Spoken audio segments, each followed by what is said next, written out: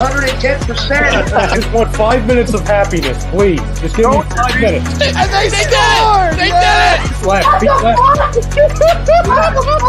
What the hell was that? Oh, yeah! What the fuck are you talking about?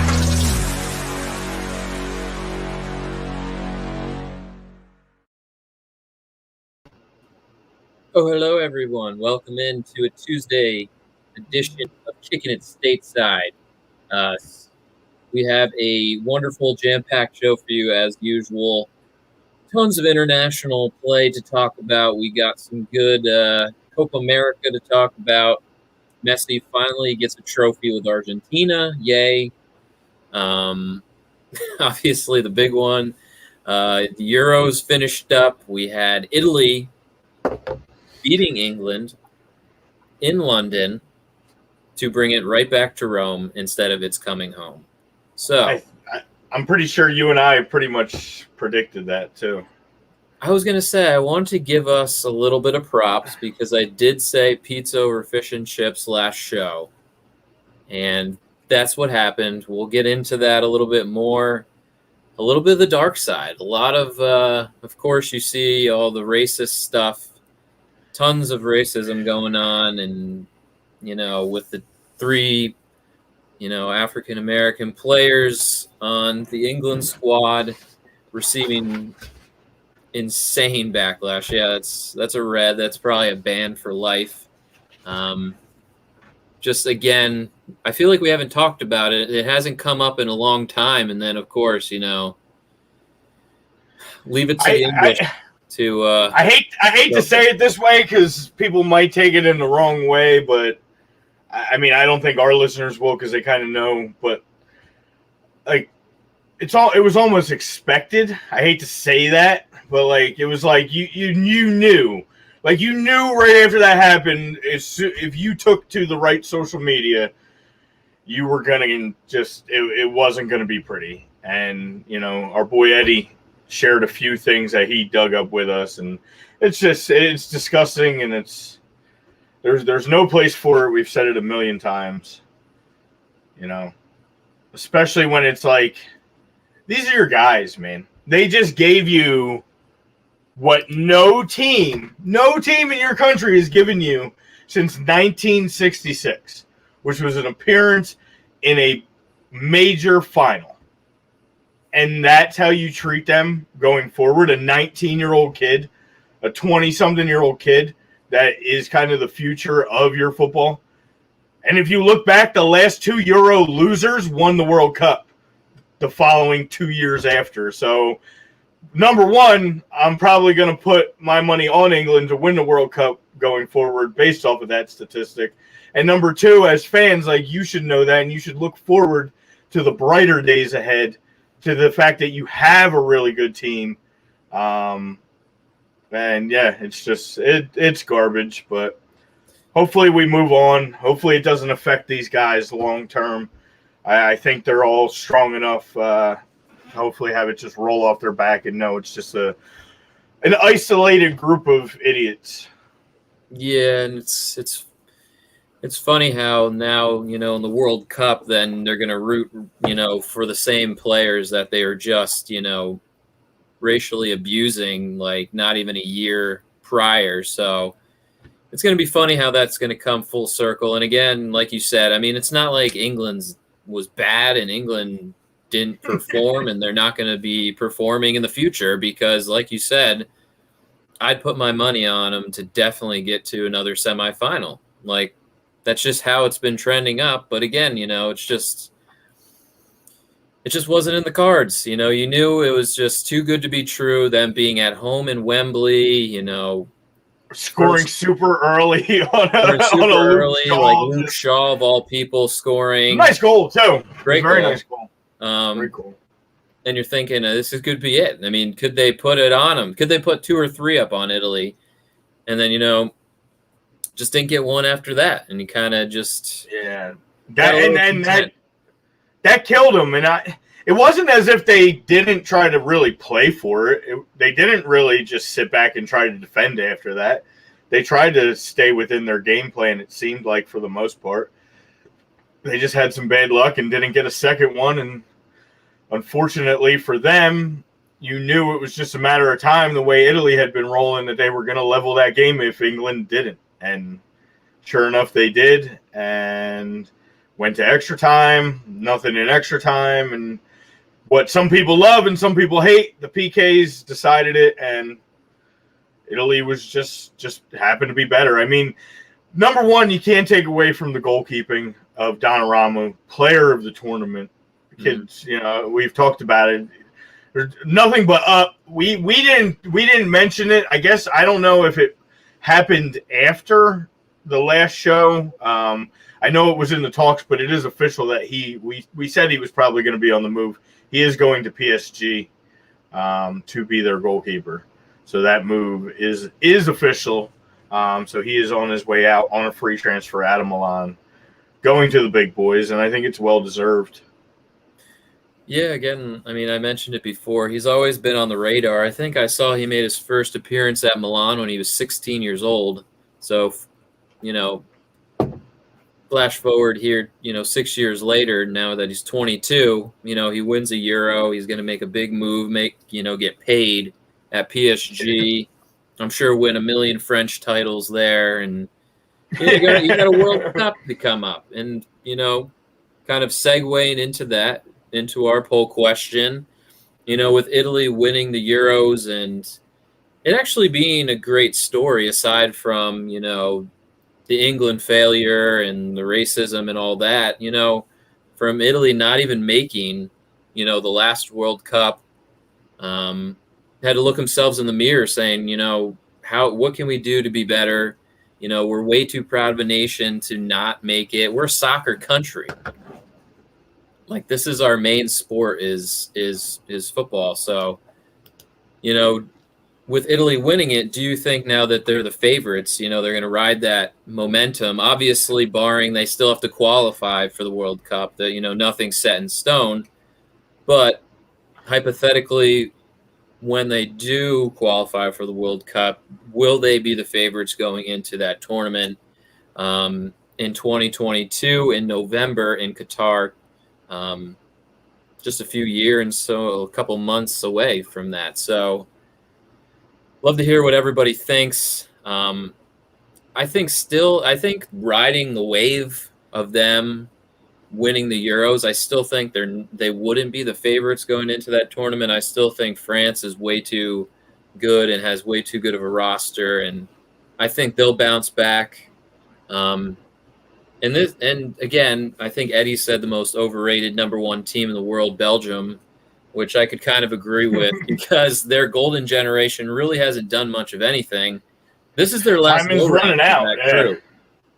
Like, all of them together, this is it. So there's a lot of pressure on Belgium. It was Euros, World Cup, and then it's done. This is going to be their time to shine. If they can step up, they're probably going to be up there in odds to win it. Obviously, Portugal with Ronaldo, as long as he's still, playing international football and that young team of talent, they're going to be talked about. And I guess you could say probably England's going to be up there with the odds-on favorite to win it now. And then you're probably going to get the guys that finish pretty close behind in Euros. I'm sure the Danes will be up there to be probably a dark horse again, because they're probably going to rock the same team, and hopefully Christian Eriksen by that time will be even cleared to play, or if he even wants to, that's up to him. But it's just, I wouldn't say they're the favorites, but I would definitely include Italy in at least that top 6 to 8 that has a decent shot to win it. But to answer it, I would say disagree that they're not the favorites. What do you think, man? I don't know. I'm probably, I guess, based off of what I stated a little bit earlier, and along with the fact that outside of, I would say, a medical miracle, they are going to have some things to figure out on the defensive side of the ball, because I don't see Chiellini playing in a World Cup at 38 he would be now by that time. I mean, the guy's a beast, and It says he's about to be 37. He's his 37th birthday is coming up. He was 36 late 36 as they won this. So that's going to be a big hole on the defense to fill, and in the locker room if he's not there. And based off of what I said earlier, the last two losers or runners up, to be kind, of Euros were then ended up being the World Cup champions 2 years later. So I kind of, looking at this England team as well, almost expect that trend to continue, or at least them to be considered the favorite when the time rolls around. But like you said, Italy's definitely going to be in the discussion. They're even with the loss of Chiellini. I know some guy's going to step up in there. Bonucci's still solid. Mm-hmm. They'll be in the top five of the favorite discussion, but I think there'll be a few that creep up above them, at least as far as the money goes, and as far as like true Vegas favorites would go, if we're basing it off that. Yeah, I mean, I'd be surprised as well if Chiellini gives it one more go round, but you never know. That man's like insane. Yeah, something about these Italians, these super Italians with Gigi forever. So you never count the guy out, but you figure he probably goes out on top. Yeah, I would say so, unless he just is like, let me give it one more run at this World Cup and see if we can do it. I mean, it's going to be probably the same team. They didn't have too many injuries besides, obviously, Spinazzola, tore his ACL during the tournament. So he'll be back, so that's always another addition. But other than that, I mean, there's no. I mean, if I'm coaching that team and he walks up to me and says, "Look, I'll be a super sub. I'll play 20 minutes to start a game. I'll play 20 minutes to finish a game. I'll be there in the locker room to help out." I pencil the guy in my 18 every single time if that's the case. That's the only question mark, I guess. That would hold me back at this moment from kind of dubbing them the favorite going forward. Yeah. I mean, it's a recipe for success. I mean, you get veteran defensive pairing there in center back, and you get a really good young goalie that's just on a hot streak, and then you get guys that step up during the tournament. I mean, Chiesa played fantastic the whole way. You know, he kind of made a little bit of a name for himself now that he'll probably be looked at big time. I mean, Immobile was okay. You know, he's not the most clinical of players, but he'll always be one of those that try and get in behind you. So, I mean, it's going to be the same team. I think Verratti said he had more touches than all of the England midfield combined in that. Jorginho was amazing. Jorginho was fantastic. That whole tournament. That was the best picture. That meme of Jorginho riding on the bus with all the English Chelsea guys. Yeah, it's like, obviously, it's so much love there with your club team, but it's like, oh man, like. Well, and everybody just leaves the fact that Emerson is on Chelsea as well. They just kind of gave him absolutely zero love. No love, even though he played a decent bit once Spinazzola got hurt. He did, and he played well. I mean, they didn't expect him to defend. They just basically used his side of the ball to play offense and knew what it was going to be and overcompensated to help him out on defense. But still played well. Yeah, he's not getting in Tuchel's side if he won't play defense. Being a no, you got to be able to go both ways playing that position for him. He even got subbed out in the 70th minute in the final because he's not exactly the defensive stalwart back there. Well, speaking of Tuchel's left backs, Chilwell didn't even dress for England in the final. I don't think so. Again, I don't know what's going on there. That's something I think a lot of English faithful will be like, this guy did mismanage that whole game and mismanaged the whole tournament. He didn't play Rashford, Sancho at all throughout the whole tournament and throws him in there in the last game, like 15 minutes. and expects With them no to legs be under like 'em. taking PKs and like it's that. Yeah. That's where it starts. It's like, why do you play? You bring these guys off the bench cold, and why not one of the other guys step up and be like, you know what? These guys haven't played at all this tournament. I'm going to step up and take the PK. Like Grealish or Sterling, like say, hey, man, let me take this one. Let these young boys, they haven't played. I got at least a little fresh legs and have got some game time. Like, I'll take this. I want it on my shoulders, not leave it to these guys and just hang them out to dry. Well, apparently Jack said he cold. wanted one, and Southgate didn't give him one. That's what Jack's claiming after the fact. He did come out in social media because somebody said something to him, and they were like, "You can't let this kid da-da-da." And he was like, "Listen, I told the gaffer I wanted one, and he didn't give me one. So whether he did or he didn't, we don't know. But he says he did. I believe Jackie said he did. I believe Southgate probably mismanaged that. You know what's funny? You know what I was going to say? Remember, what was it? It feels like 5 years ago, but it was probably about a year and a half ago, where you and I were dedicating an entire show to the penalty kick and the disaster that Manchester United was having with the penalty kick, and Marcus Rashford struggles with the penalty kick. And, how does Gareth Southgate not know that? It's like I'm telling you, and we'll talk about it when we talk about the U.S. men's team and the other day and that game. These coaches have no pulse of what's happening with their players outside of their national team, and it's disgraceful. You need to know what was going on with your player. Marcus Rashford had serious PK issues about a year and a half ago, and arguing with Pogba and arguing with Martial, and it was just an absolute disaster. And then to throw him in there dry, ice cold, in a game like you said, he's barely sniffed the grass the whole tournament. Mm-hmm. He had no legs under him. He's probably sitting back there sipping tea, talking, and then you put him in that moment. That's not fair to him. It's not fair to your country. It's just he really effed that up. And I defended him. I kept saying, people kept killing him. Oh, why aren't you playing this guy? I'm like, listen, whatever he's doing is working. Whatever he's doing is working. And it was. And then he made probably one of the biggest coaching errors in sports history. He mismanaged, so many situations. Even he let Harry Kane run out there all game. I don't even think Harry Kane was out there 130 minutes. He subbed out one time, and through the run of play, I don't think Harry Kane, he might have had one goal. But he's just running around there he was doing nothing. He was coming way too deep on the ball. He was ineffective.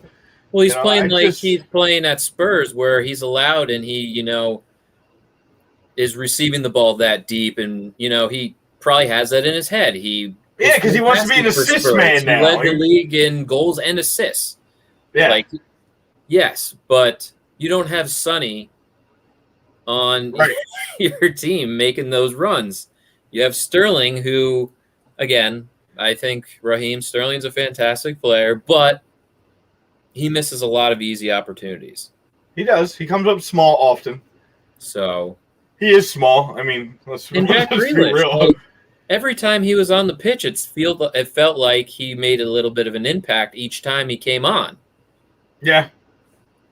And he just waited so long to bring him on this last time. He didn't really get into the game and the flow of the game. He's England's golden child right now. They love Jack Grealish. They love Jack Grealish more than they love Harry Kane. You could tell the vibe of Jack Grealish. And, again, you got to feel that. And I'll talk about, like I said, I'll talk about that when we talk about this team. I think it's a loyalty thing with England as well because Jackie could have easily went somewhere else, but instead he was like, I'm going to stay with Villa.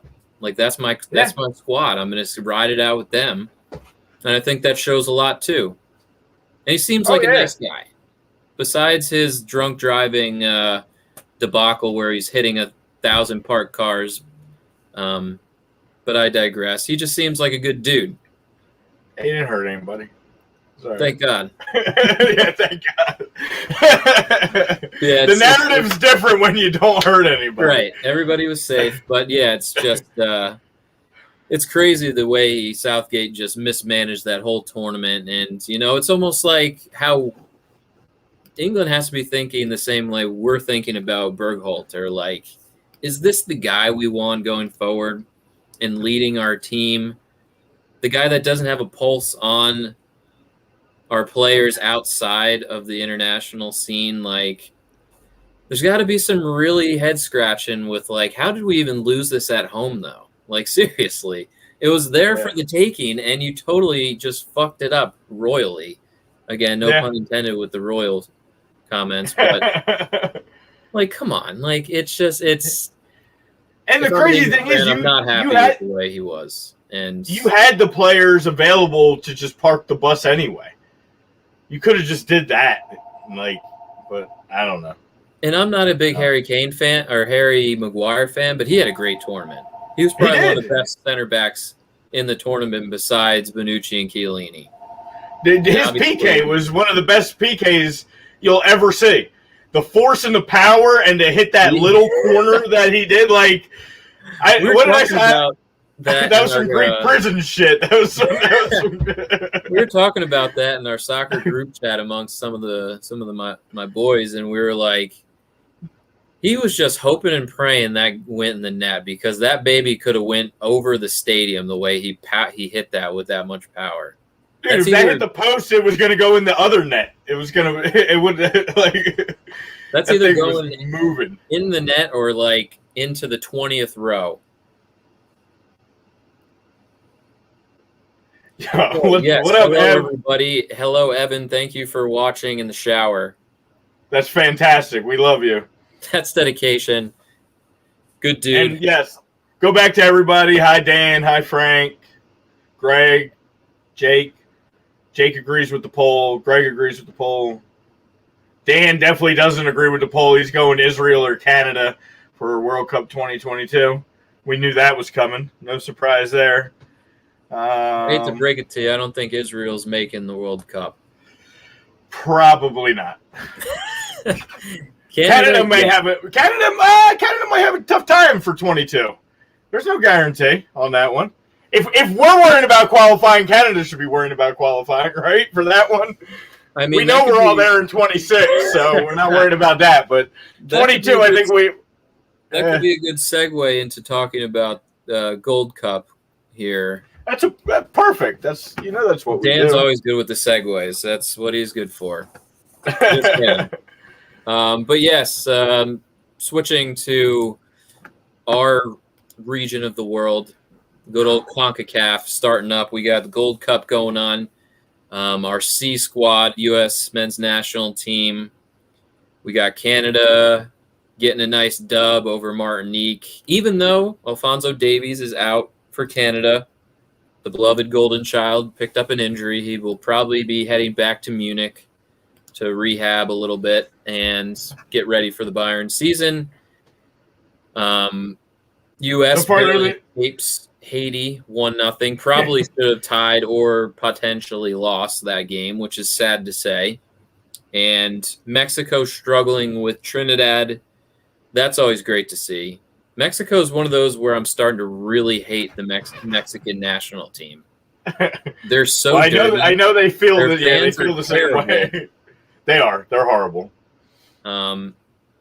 Herrera is a hate the face guy. Guardado's a hate the face guy. Just the whole team. Like I just they're getting up there on teams I really hate. Like can't stand. Understandable. It was beautiful to see them draw Trinidad. Jamaica with a new refreshed sort of team. Freaking the Reggae Boys are back. Reed is now Jamaican. Just running shit. Like this Jamaican team is not going to be easy, especially in the World Cup qualifying. That's why Canada and the U.S. need to be on some high alert, because this Jamaican team that all these guys are the Jamaican England guys who are on the fence thinking we're probably not going to make the England squad are now going to Jamaica. Come on. And outside of Andre Blake is just a beast, but we already knew that. Well, you literally took that out of my mouth. I was going to say, outside of when Keylor Navas decides to play for Costa Rica, because they're not going to play him at this stage, there's no reason to play him yet. Then right now, Jamaica definitely has the best goalkeeper in CONCACAF outside of Keylor. That just it gives them that. Kamar Lawrence didn't even play. I don't know. He was in the 18, so I know he's still kind of been working his way back, but he's solid. It's always nice when Leon Bailey actually wants to play for Jamaica. Oh yeah, he was all over the pitch in that game. I watched that most of that game, and he had a really good game. And now for the World Cup qualifying, when you get Mikel Antonio in the squad, you're looking at a really dangerous. Oh yeah. Yeah, you add him up there with Cordova Reed. I mean, that's pretty good. This is going to be they're going to be a tough out, man. They're going to be a tough out just in this tournament. We got to be careful of them. And you know what though? Fuck you. Yes, I wear this with pride. But he has a point in his next little thing that I'll let him get away with. That's rude. It is rude, but he's not 100% wrong. And I warned. I saw Dan post some stuff on some message board saying that we're making excuses that it's our C squad, and it's Canada's like A team. There should be no excuse. There's not. There should be no excuse. I'll give Canada credit. They're the only team to actually come out and really whoop up on somebody so far in this tournament. But that's what we have to do against Martinique on Thursday is whoop up on. Exactly, like 5. We had like 5-0. We can't leak the one because they went down. Canada was down 1-0 in that game. It was actually 1-0 Martinique early, first 10 minutes, and then Canada just went off. Osorio's a good player too. Jonathan Osorio is good. They have good players. Hullet. I like Hullet. Jonathan David didn't even play. So here's my issue. Kyle Laren's good too, no doubt. Yeah. Here's my issue. And I forewarned of this Haiti game mainly because we were playing a Haiti team fresh off the assassination of Haiti's president. So you knew that could be a motivating factor for a team like Haiti playing against a team like the United States of America. Here's my problem. Here's where I got myself in trouble Sunday. We won this game 1-0. I don't care if it's B squad, C squad, how you want to look at it. I don't think it's a C squad. I think you have some really young guys on your B squad at this point. And that's why guys say, oh, it's a C squad because of their age. I wouldn't put it that way. We lost. There's no feel. Again, there's no feel. It's like I need to go with guys that I'm comfortable with is basically what Greg Berhalter says. It's got to be me, my way or the highway. I need me some Zanzi Zardes. Like, why? Why? When Daryl Dike is like the hottest commodity right now in American soccer as far as Europe's concerned, and you're going to hold that kid back and shove him on the bench and manage his time? He hasn't played. Barnsley's been done. Like, that season's been over. He needs minutes too. He needs time. He hasn't really been playing with Orlando. They've been kind of working their way back because they don't know the future with his loan status. He needs time.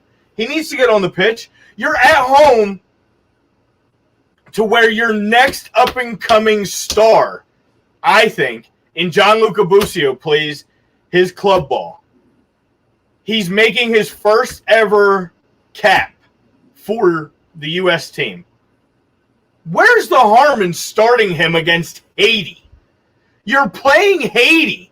You're telling me that you're that not confident in your team that you couldn't feel that you could start a kid like that at 19 years old in his first cap? A kid that came into that game and sparked that entire game in the last 20 minutes? Like, The entire stadium was chanting his name. Imagine if you started him from the beginning. You'd probably go up 3-0. And we were talking, oh, well, you hear Stu Holden and all, oh, well, they're working on time management with these guys. Bullshit. Bullshit. You know what's good time management in this sport? Going up 3-0 against a team that you should beat easily and then pulling your guys out in the 50th minute. That's time management. Not putting guys into a 1-0 game that they now really got to work extra hard to secure when you put them in the game. So now you're actually risking their chance of injury even more by putting them into a game situation like this. Like, there's just no feel. There is no feel. I don't need to see Zardes. I don't need to see Zardes in a U.S. uniform ever again. I don't need to see Paul Arriola, and I'm hoping I don't ever want anybody to get hurt. I hope that injury kind of ends. That's his end. That was the last time we ever see him. And you know it won't be.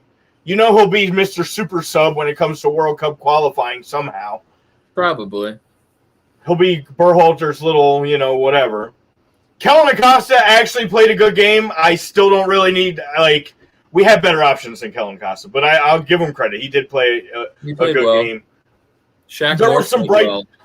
Shaq Moore played great. Vines played well. Vines' defense is very questionable, but he's definitely a contributor in offense. He's like our Emerson. We talked about the Emerson earlier, great goal.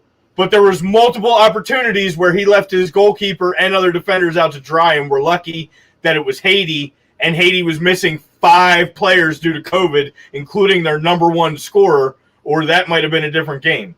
They only had 1 goalkeeper. They were missing 2 goals. They had no goalkeeping depth. We got lucky in a game that we should be coming out, no matter what squad we have, and putting a stamp. And that's where I was frustrated. It's a fair judgment, and it's a fair points. And we've said this. I mean, what? It's just hard to have faith in Greg Berhalter until we see some actual success. I think, we got the, Nations League. Yeah. Lord Walker brought that up the one show, and that's fantastic. Hats off. You beat a tough Mexico team with your A team, and that's what you want. That's where we need to be at.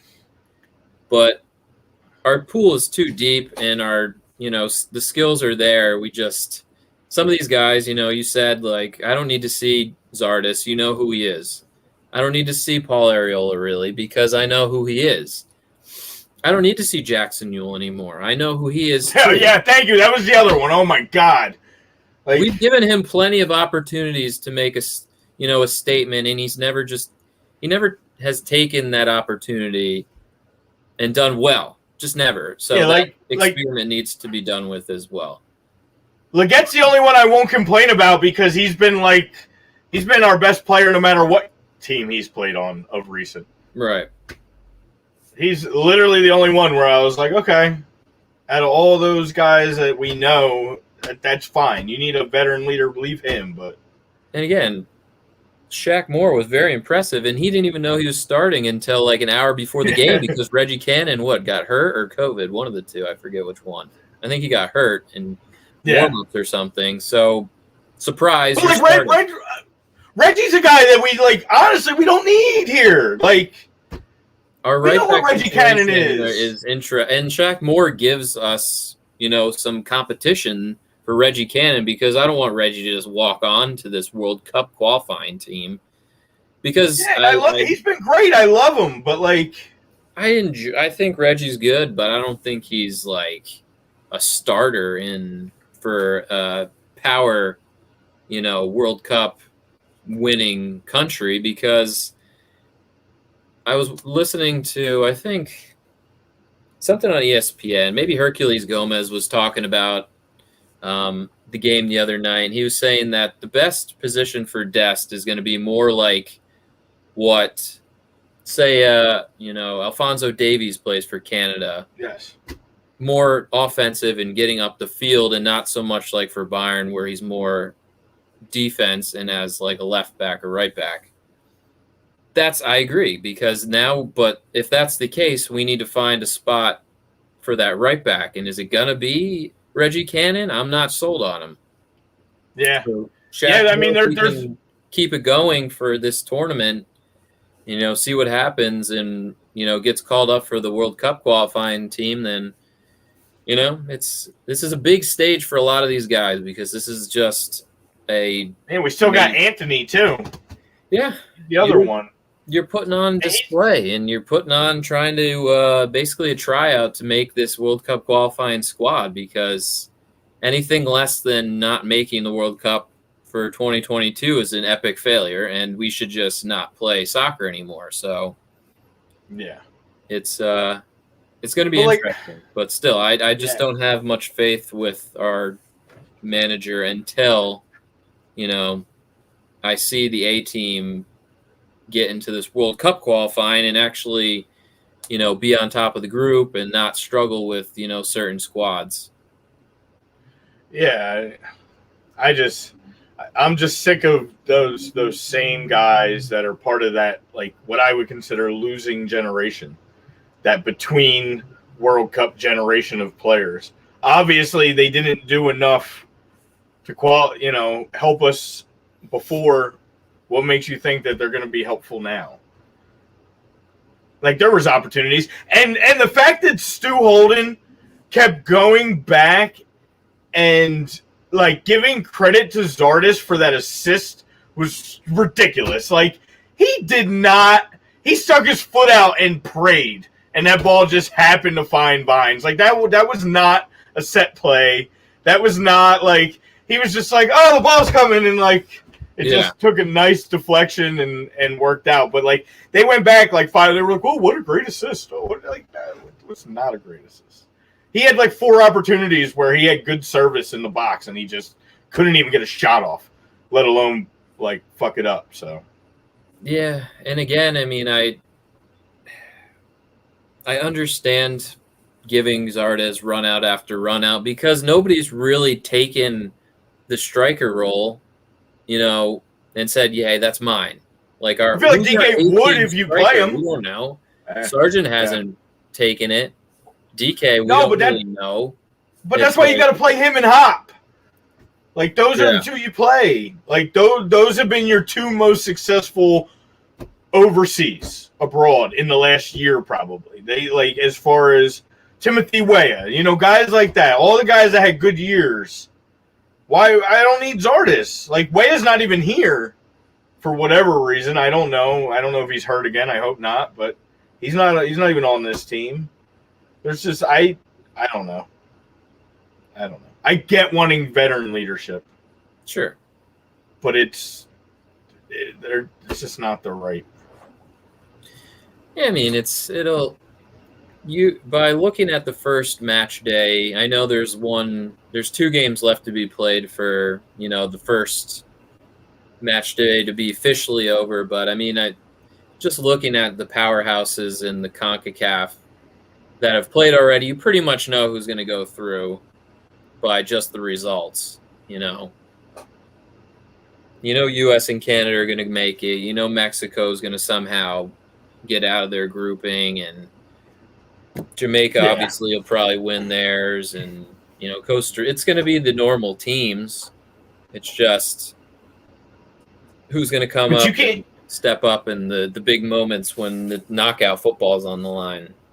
You can't come with this lineup against Canada in the 3rd game and expect to win the group, though. I'll tell you that. It's true. And he probably won't. Maybe that's why he was like, I could roll out this side against Haiti and get away with it. I guess. I don't know. Maybe we'll see a crazy lineup against Martinique like Matthew Hope. Honestly, I think it was more like your boy Yule set me off more than anything. Like, not starting Busio, giving him that opportunity in his home stadium for his first cap. I feel like that would have been a different game. That kid is so good. I don't think people realize he's part of that. He's a good player. Like, I think he's going to be a big part of that 2026. Like, him and Gio Reyna, not Gio Nachi or whatever. I was a little unimpressed with him. He's been okay, but I wasn't a huge fan of him in this game. He kind of got thrown into. Yeah, I don't think he was expecting. I don't think he'll ever really make any big senior rosters unless it was, a random friendly or something. I don't know. I'm still kind of open on him. I think he probably thought he was coming in for a 15-minute stint at the end of the game and got thrown into the mix when Ariola went down with that knock. So I'm not gonna completely kill him yet. He's only 20 years old. He's just about to turn 21. So, but you're probably right. He's probably more of a rotational guy, a leader of the B team, more than a big squad kind of guy. But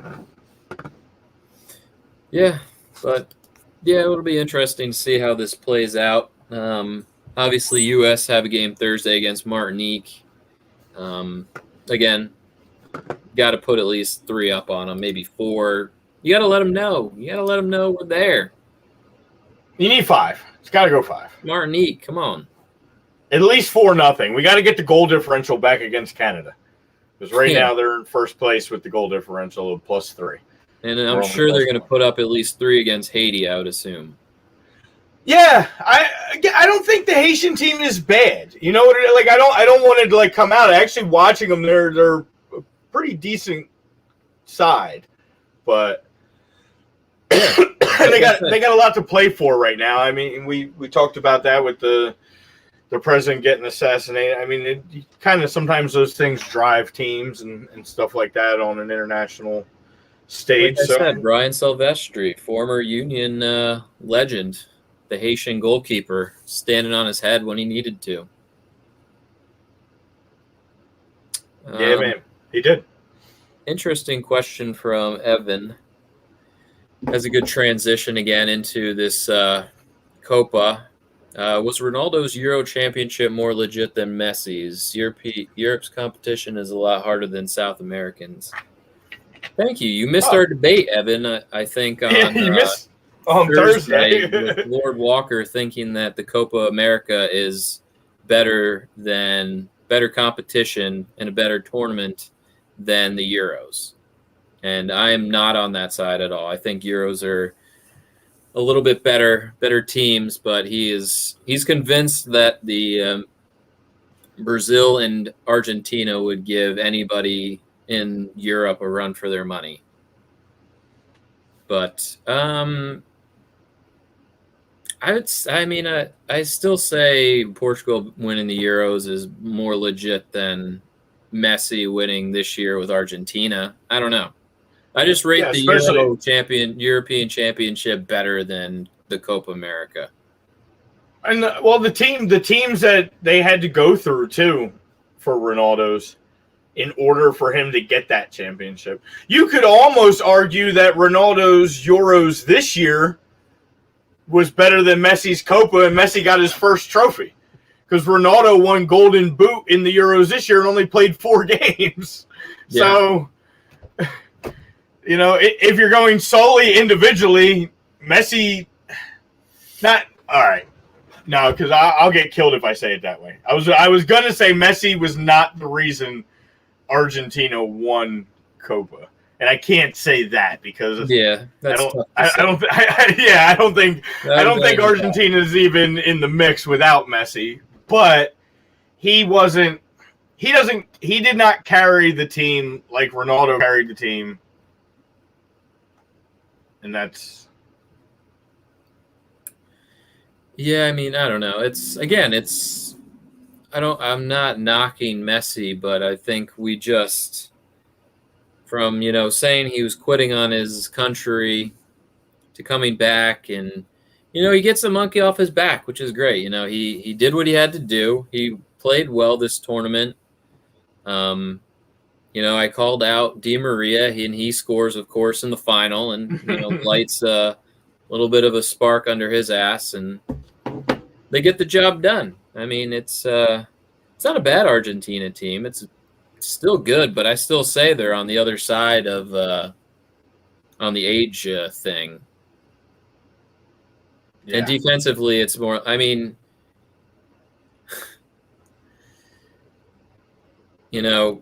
Lord Walker brought up their defense, and he was naming Argentina, and everyone he was naming was old. Nicholas Otamendi. Like, I don't want to hear that name because when was he good in the last 2 years? yeah. He got sent out of City, and he's Not for me. And Dybala, he's rating Dybala high. I still don't. What has he ever done with club or country? Because the Argentina coach doesn't think they could coexist on the field together because they do play that same position as like a center forward. I will have a Messi jersey for Thursday's show. I'm glad you're holding up the end. I told Lord Walker if he wants to buy me a Di Maria and send it to Philadelphia, I'll wear it, but I'm not buying that piece of shit. I'm sorry. Oh, I didn't buy it. I went to Columbus and I still couldn't put the $25 out. But I found a way around it anyway. So I'll have a Messi jersey on me, sort of, on Thursday. Sort of. You'll see. Well, you won't see. You'll see later. But for everybody who doesn't know, Adam, Lord Walker talks to Adam for a minute. Adam will not be joining us Thursday. It'll be a unique show with me and Lord Walker where we will continue our debates over South American and African and European football. I'm sure he will spend a good portion of time bad-mouthing Barcelona's financial situations and preparing you for Liverpool bouncing back this year in the Premier League. So join us Thursday. You love Liverpool. You want to tune in. Yes. Eric Merrick. We'll do, not to poo-poo Copa or not talk about it as much as the Euros, but I did pose like a question for YouTube. Do you think Messi will get another trophy before he retires for Argentina? AKA, will he win the World Cup this upcoming 2022? Yeah, because that's the only option. Unless you count him winning one as a coach like 15 years from now. Because maybe be the that Argentinian coach, you know that. Oh, he has to. He has to coach the Argentina. Can you imagine that? The legend At Messi comes home to watch and coach his Argentine side. Yeah. Player coach at like 50. Still be balling. Still with Barca. Still with Barcelona. He comes back and he coaches and his son's like on the Argentinian national team. What a story. Yeah. What a story it's about to be that Hibernian's about to beat Arsenal 2-1. It's a good start to preseason. Oh, what a tremendous start to get your fans rearing and going for the season that starts in a month. That's Eric right. said We are one. He wants to see you in a real kit. Oh, it's a real kit. It's real. It's the yellow one. I wouldn't wear a Messi jersey, but I appreciate and I respect you. It might be a end of the bargain. It may be in my nephew's size, but it'll be on my body. That's Might only go on my arm, my hand. It's like drape it like a little.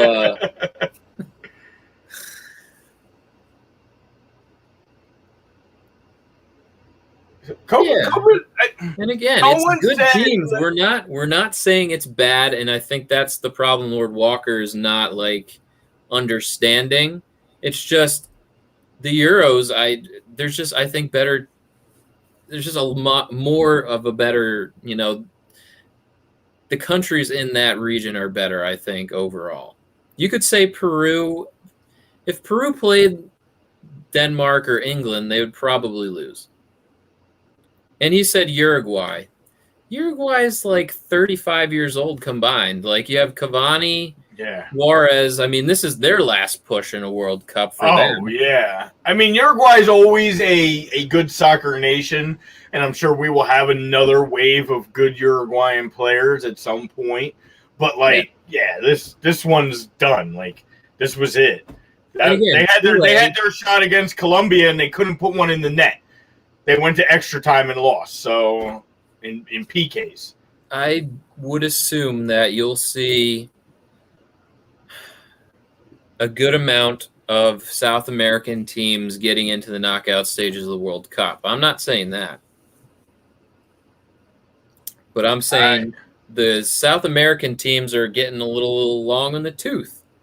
My thing is you have 3 really, really good four if you count Uruguay. But again, you go back and look. Here, I'll do it real quick while I know we're getting close on time. No, and I'm saying you're right, but World Cup, what was it? Well, I mean, it's like Chile. Okay, you could say Alexis and Vidal, but they're old as hell too. And the last time those two were actually good has been a minute. So you go back to World Cup 2018 to get a good gauge of this, right? Yeah. You go to the round of 16. Out of all those teams that we talked about, Argentina made it to the round of 16. So these are all the teams that got out of the group stage. Argentina, Brazil, and Uruguay.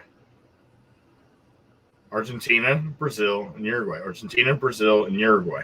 Mexico, too. You can count Mexico, but they're not part of CONMEBOL. They're not part of Copa. They've played in a Copa. They've been an invite to Copa, just like Japan and Qatar and the U.S. have played in Copa, but they're not part of that group, so I don't count them. So you got Brazil, Uruguay, and Argentina. Argentina lost to France, the eventual winner. Uruguay did beat Portugal and advance to the corners, losing to France, the eventual winner. And Brazil beat Mexico and then lost to that Belgian team that we talked about. So you got to the semis again, and there wasn't a team from down there again. I don't know. You go back to 2014, and it was Brazil and Argentina made it to the semis, and Germany smashed them and then went on and beat Argentina. So, but it's like, will you get those teams? Yeah, but you'll get the same usual suspects.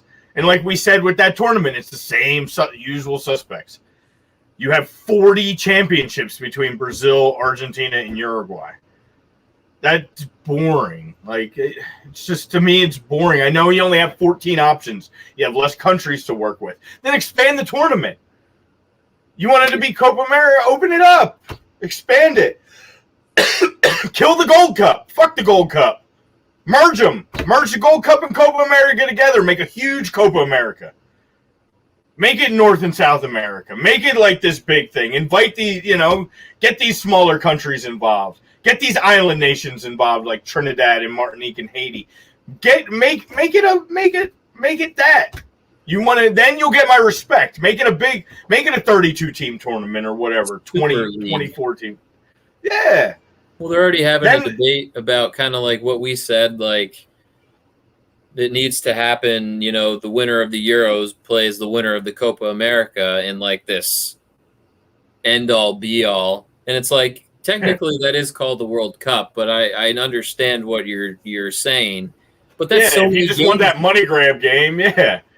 You got teams that are starting preseason already. You can't be playing more than that because those guys need to go on a little bit of a vacation before they go back to their respective club teams. Well, that'll be the problem. They'll put that game into play, and then you'll get 2 B squads, and everybody will complain.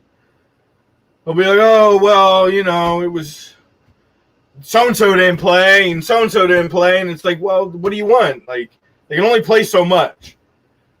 And the clubs will step in at some point and be like, can't do it.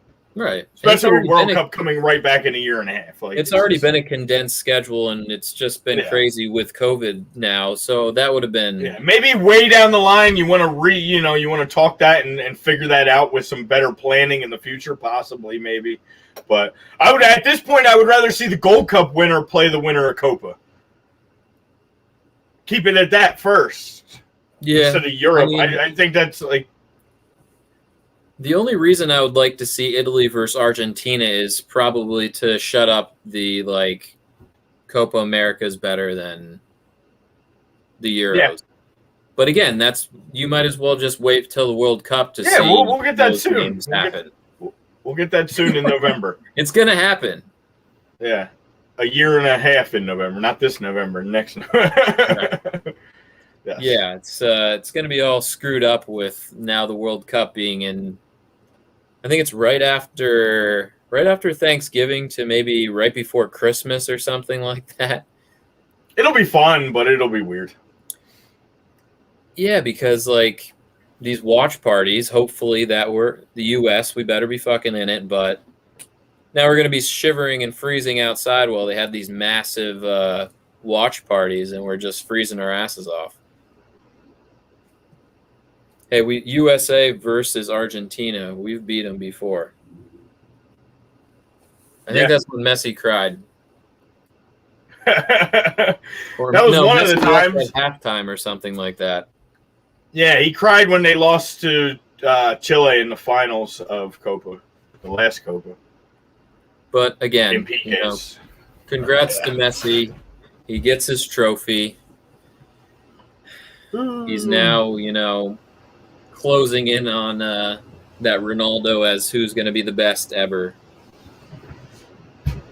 Especially between the two of them. With now you cannot say that Messi does not have a trophy, which you're right. But he's making a case more and more with that trophy win. And again, it meant a lot to him. You saw the reaction from him. I mean, obviously, no, I don't want to take anything away from the guy. That's a big tournament to win for them, and to have never done it and everything else he's done in his career, it's fantastic for him. Yes, they will stop. Yeah, they got to stop league play because then you're taking every good player ever from their teams. He did twice. Exactly. Johnny's a new guy here, but we know this, Johnny, and we've said that a million times that Messi has quit on his country before. Yeah, I was going to say he retired. Don't ever bring that up. Yeah. Don't ever bring that up to a Messi stan because they don't want to hear it. Yeah. But it's just facts. But now he's making his case. He gets that trophy that he's so desperately needed to have. But yeah, Alexander-Arnold to the U.S. I'm waiting for TAA to have a good season with Liverpool this year because I don't want to see his bad season that he had last year. And you know what? As much as all the Liverpool stands cried when he didn't make the England team, that position was never an issue the entire tournament. The guys who played that position, Kyle Walker and Kieran Trippier played that position phenomenally through the entire tournament. I was actually impressed with Trippier. I thought he was. Yeah. I was never really impressed with him when he was at Spurs. Well, I wasn't impressed with him at Spurs because he was a fucking Spur, but I couldn't be. But as soon as he left, and he had, why I like Kieran Trippier? Because he had the balls to leave and go to Spain, which a lot of England national players that were already playing at a big club in their own country would never have done. And he did, and his team won the fucking league. Like, the guy's a good player. Like, I could never give him love because he was just in the wrong part of London. But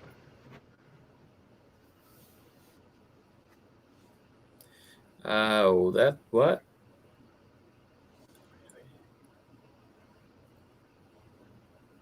I don't think so.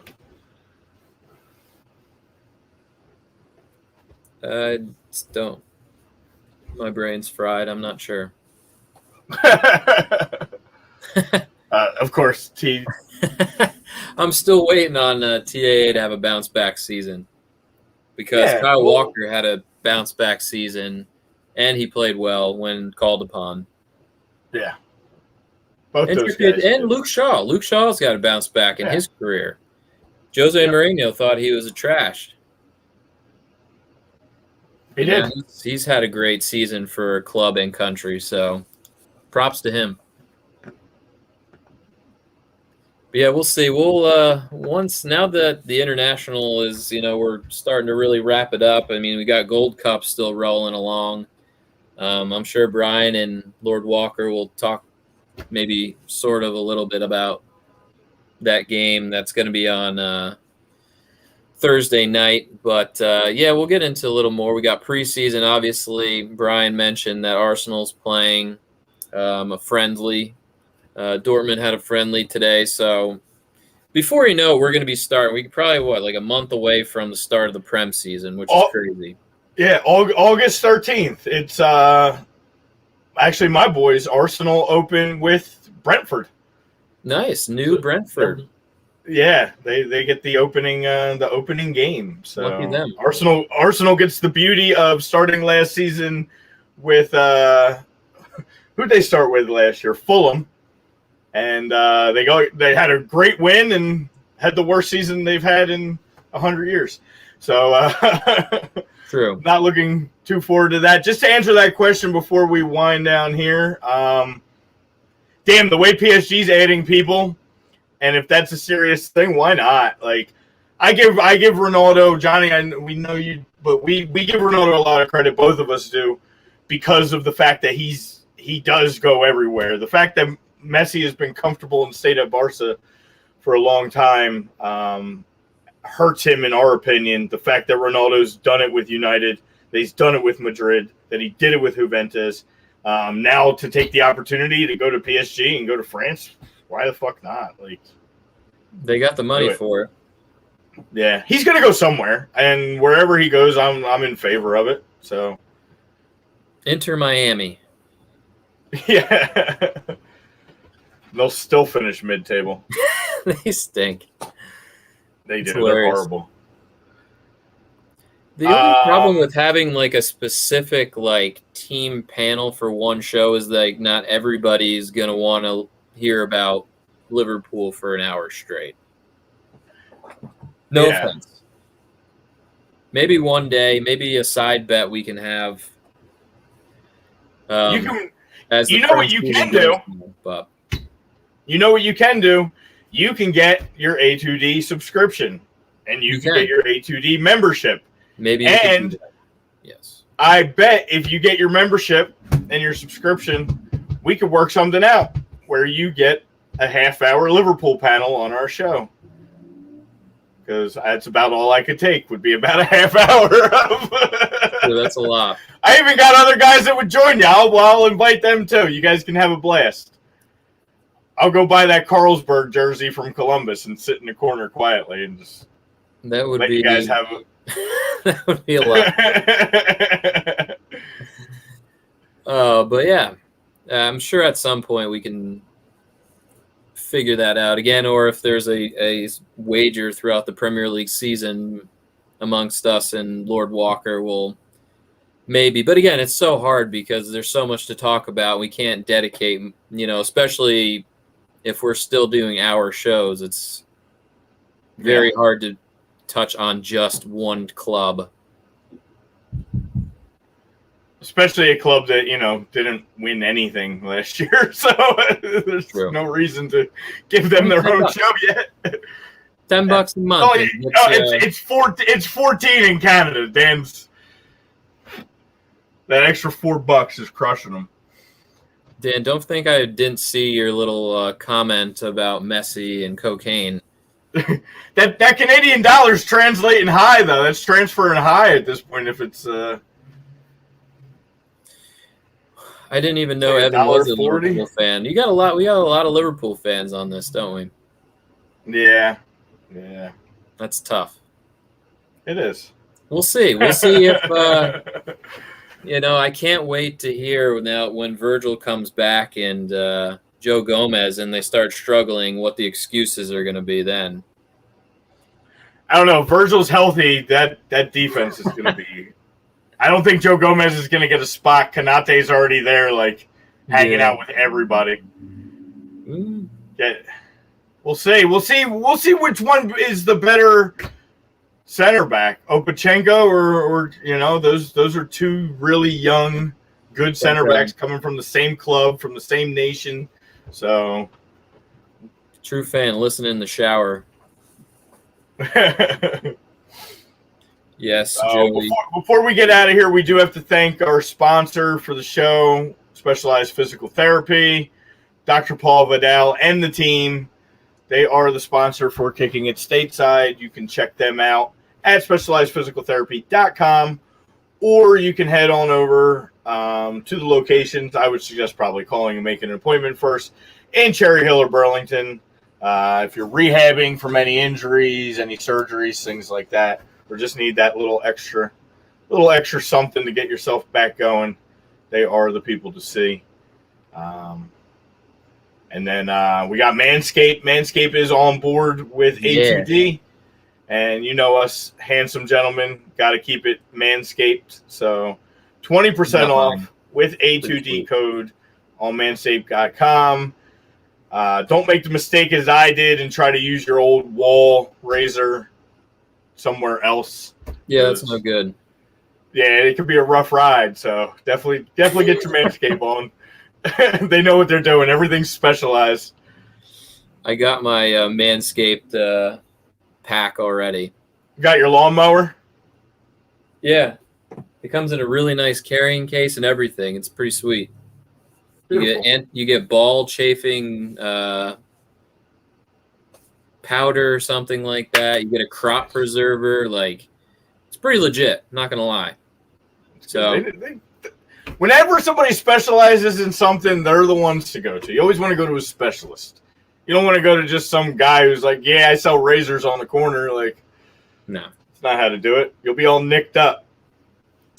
There's no scissors involved, so no, you don't cut your dick off, man.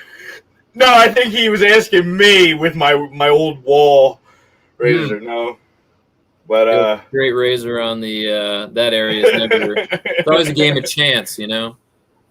Yeah, I don't want to bust out the Band-Aid box down there. So the ladies don't like that, or lady if you have one. Yes.